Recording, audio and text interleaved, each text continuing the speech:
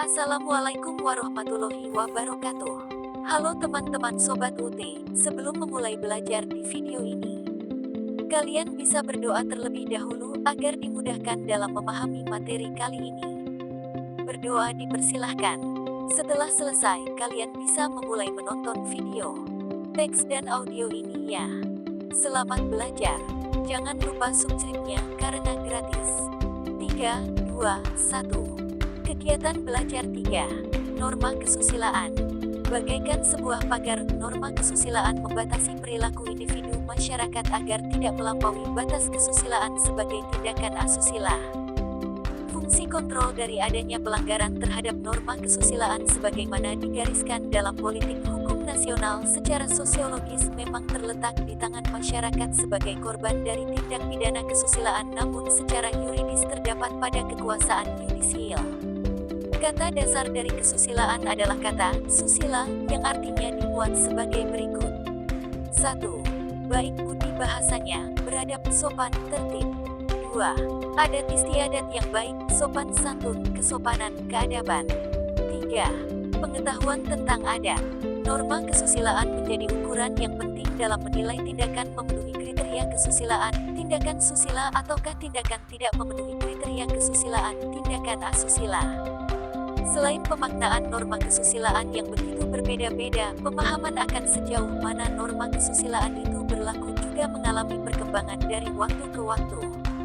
Norma kesusilaan adalah aturan-aturan hidup tentang tingkah laku yang baik dan buruk yang berupa bisikan-bisikan atau suara batin yang berasal dari hati nurani manusia. Berdasar kodrat kemanusiaannya, hati nurani setiap manusia menyimpan potensi nilai-nilai kesusilaan. Hal ini analog dengan hak-hak asasi manusia yang dimiliki oleh setiap pribadi manusia karena kodrat kemanusiaannya sebagai anugerah Tuhan yang Maha Kuasa. Karena potensi nilai-nilai kesusilaan itu tersimpan pada hati nurani setiap manusia yang berbudi, maka hati nurani manusia dapat disebut sebagai sumber norma kesusilaan. Ini sejalan dengan pendapat Wijaya tentang moral dihubungkan dengan etika yang membicarakan tata susila dan tata sopan santun. Tata susila mendorong untuk berbuat baik karena hati kecilnya menganggap baik bersumber dari hati nuraninya, lepas dari hubungan dan pengaruh orang lain. Penempatan norma kesusilaan sebagai dasar penanganan kesusilaan membuka paradigma baru bagi hakim untuk tidak melulu mengandalkan ketentuan hukum. Hukum tidak lagi dimaknai ketentuan hukum tertulis tetapi norma yang berlaku berdasarkan prinsip keadilan. Hukum sangat luas ruang lingkupnya karena keberadaan hukum mengikuti setiap aktivitas manusia dalam kehidupan bermasyarakat sehingga hakim tidak boleh ketinggalan tetapi mengikuti dan menggali nilai hukum demi terciptanya keadilan. Tidak jarang ketentuan-ketentuan norma agama juga menjadi ketentuan-ketentuan norma kesusilaan, sebab pada hakikat nilai-nilai keagamaan dan kesusilaan itu berasal dari Tuhan yang Maha Kuasa. Demikian pula karena sifatnya yang melekat pada diri setiap manusia, maka nilai-nilai kesusilaan itu bersifat universal. Kepatuhan terhadap norma kesusilaan akan menimbulkan rasa bahagia, sebab yang bersangkutan merasa tidak mengingkari hati nuraninya. Sebaliknya, pelanggaran terhadap norma kesusilaan pada hakikat merupakan pengingkaran terhadap hati nuraninya sendiri, sehingga sebagaimana dikemukakan dalam sebuah mutiara hikmah, pengingkaran terhadap hati nurani itu akan menimbulkan penyesalan atau bahkan penderitaan batin. Inilah bentuk sanksi terhadap pelanggaran norma kesusilaan. Norma kesusilaan yang dipahami sebagai etika dalam arti sempit hanya dapat dimengerti sebagai kaidah yang timbul dalam kehidupan pribadi. Di samping itu, ada pula kaidah kesusilaan yang dimaksudkan untuk menghasilkan kebahagiaan dalam kehidupan bersama yang biasanya disebut sebagai norma sopan santun atau adat istiadat. Norma kesusilaan adalah kaidah yang dianggap paling asli yang berasal dari sanubari manusia itu sendiri. Norma kesusilaan merupakan norma yang tertua dan menyangkut kehidupan pribadi manusia, bukan dalam kualitasnya sebagai makhluk sosial. Lalu, Sudikno Mertokusumo menjelaskan bahwa kaidah moral atau kesusilaan berhubungan dengan manusia sebagai individu karena menyangkut kehidupan pribadi manusia. Ciri kaidah kesusilaan dibanding dengan kaidah hukum adalah sifatnya yang otonom. Diikuti atau tidaknya kaidah tersebut tergantung pada sikap batin manusianya. Apabila ditaati, berarti manusia menuruti kata, bukan berarti ia takut pada sanksinya. Pemahaman hukum yang tidak kaku tetapi fleksibel dengan tetap mendasarkan diri pada norma yang berlaku di masyarakat sangat sesuai dengan paradigma hukum progresif yang mendasarkan diri pada nilai masyarakat. Nilai-nilai masyarakat akan menjadi sebuah kearifan lokal, local wisdom, yang berkontribusi besar dalam pembangunan hukum karena di dalamnya terkandung prinsip keteraturan dan keseimbangan yang luhur. Berikut adalah contoh norma kesusilaan yang sering dijumpai dalam kehidupan sehari-hari. 1. Meminta maaf bila melakukan kesalahan. Meminta maaf bila melakukan kesalahan adalah salah satu bentuk norma kesusilaan. Bersegera meminta maaf bila melakukan kesalahan dan tidak bersikap seperti pecundang yang lari dari kesalahan atau balik menyalahkan pihak lain. Bersikap jantan dan kesatria untuk meminta maaf akan membuat seseorang menjadi pribadi dewasa yang bertanggung jawab dan bisa dipercaya. 2. Berpakaian sesuai dengan situasi. Norma kesusilaan mencakup juga cara berpakaian. Berpakaian hendaknya disesuaikan dengan bentuk tubuh, warna kulit, warna baju, situasi, waktu, dan tempat ataupun acara yang dihadiri. Pakaian yang dipakai membentuk keserasian dengan penampilan.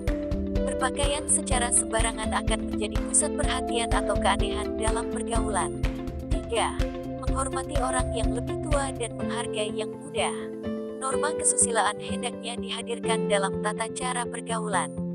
Dalam pergaulan sopan santun, yang muda harus menghormati yang lebih tua umur pada waktu bertemu, yang muda terlebih dahulu hormat kepada yang tua. Begitupun sebaliknya, meskipun umur kita lebih tua dari teman sepergaulan tercipta, tetapi kita harus menghargainya. Jika ini dilakukan, maka akan tercipta keharmonisan. 4. Tidak boleh mengambil hak orang lain. Sebagai makhluk sosial, manusia hidup bersama orang lain. Dalam hidup bersama, tentu seorang manusia tidak dapat bertindak sesukanya. Mengambil hak orang lain merupakan perbuatan yang sangat merugikan bagi orang yang diambil haknya.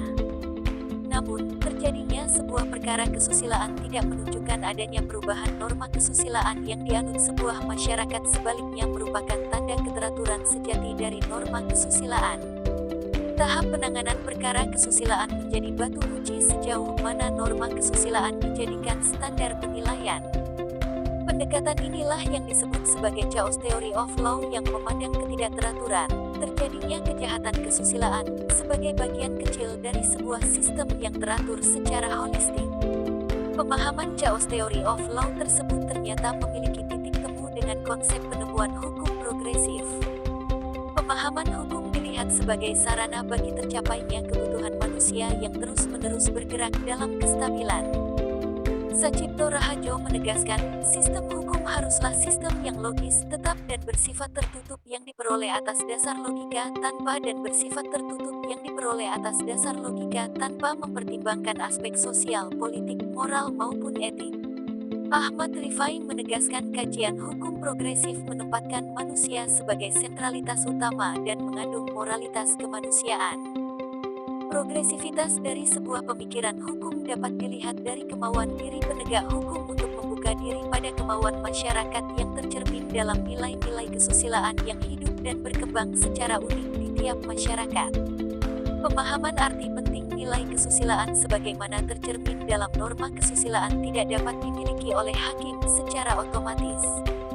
Hakim akan melakukan berbagai macam langkah untuk melakukan pemahaman terhadap norma kesusilaan yang ada di suatu masyarakat.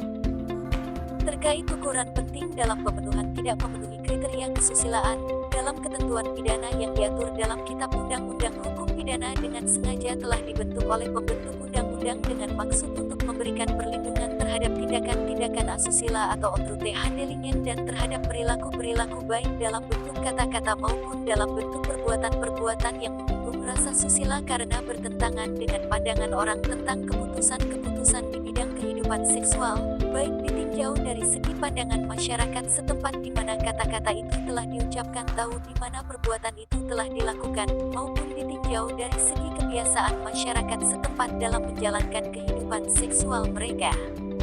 Menurut Barda Nawawi Arif mengatakan bahwa delik kesusilaan adalah delik yang berhubungan dengan masalah kesusilaan. Sedangkan pengertian dan batas-batas kesusilaan itu cukup luas dan dapat berbeda-beda menurut pandangan dengan nilai-nilai yang berlaku di masyarakat. Pada dasarnya setiap delik atau tindak pidana mengandung pelanggaran terhadap nilai-nilai kesusilaan, bahkan dapat dikatakan bahwa hukum itu sendiri merupakan nilai-nilai kesusilaan yang minimal, das Rechts, das Ethische Minimum. Kegiatan belajar 4 akan dibahas di video selanjutnya. Terima kasih telah menonton video pembelajaran ini. Semoga dapat bermanfaat membantu menemani belajar modul buku materi pokok Universitas Terbuka. Wassalamualaikum warahmatullahi wabarakatuh. See you in next video.